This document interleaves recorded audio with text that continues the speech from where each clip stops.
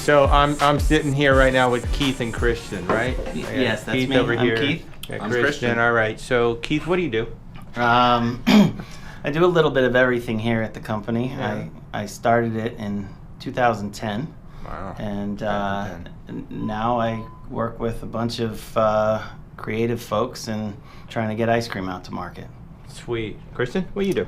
I'm a chef and I manage commercialization for the company. So basically innovation, custom products, new product lines, and retail and food service. Commercialization for the company. Oh, that's pretty cool. So I'm only here for like a week or two. So what are you guys like generally doing on a day-to-day basis in here? When we're here together, Yeah, we're here together. What do you all do? oftentimes we're either working on the next generation of products. So in our industry, once a year there's a fairly formalized category review where we go out and spend time with buyers from various retailers and we present to them our ideas excuse me, for how the category can be more exciting for the next year. Oftentimes that means new products. Mm-hmm. Sometimes it means private branded products that we'll make on behalf of the retailer, and sometimes it means entirely new product lines. So like, for instance, this year we've released Wallops. And so we're Wallops.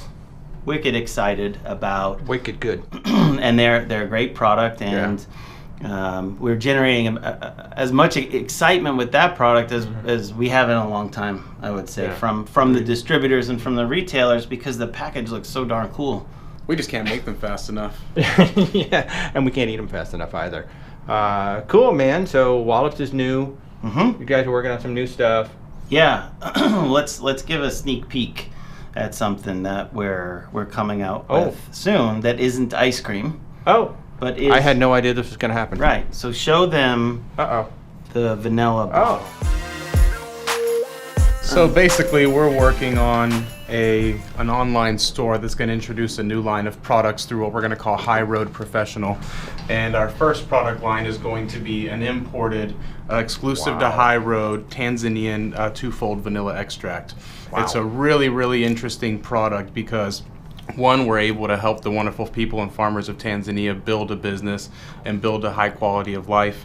And two, we're able to import a really unique, interesting flavor of vanilla from a great origin that just really takes the industry by storm because it has such a unique flavor profile, it has such a great story, and it's kind of taking us out of our historical perspective that vanilla only comes from Madagascar and and Tahiti. So now we're really introducing this new origin of vanilla, hopefully into food service first, and then next will be into retail. And then on a broader level, we're hoping to be part of a business community that encourages more vanilla cultivation around the world. So places like Papua New Guinea and Indonesia and India, Thailand, Costa Rica, Hawaii. Vanilla industry is looking at potential in Florida, recultivating and going a little bit deeper in the historic regions of Mexico where vanilla was commonplace, and in fact that's where the vanilla orchid is indigenous. The Caribbean is also up and coming as well. Dominican Republic has historically made vanilla, and hopefully we can get Puerto Rico and Cuba on board as well. Mm-hmm. Wow. I was reading a really interesting article about a special kind of bee, a non-stinging bee, that apparently is at-risk species that used to pollinate the vanilla in Mexico. But that bee is not present in the other places of the world where the vanilla is cultivated, so all the pollination has to take place by hand. And we actually got to see that in action when we were in Tanzania. It's very labor intensive. So, hence why vanilla extract is so expensive, is because it's hand pollinated instead of being done naturally by bees. Well, this was a super cool episode of The Daily. I had no idea we were going to learn about the vanilla. You're actually going to learn a lot more about it, too, in November when Keith and I go to Tanzania. Mm-hmm. And we're going to film the story down there and actually hopefully take you to some of these places. Correct. And show you some things. So, this is The Daily. Keith, Christian, these are the people who, well, Keith is the one who actually made it all happen back in 2010. Yeah. Started this whole crazy circus. And Christian is now basically running the circus out there.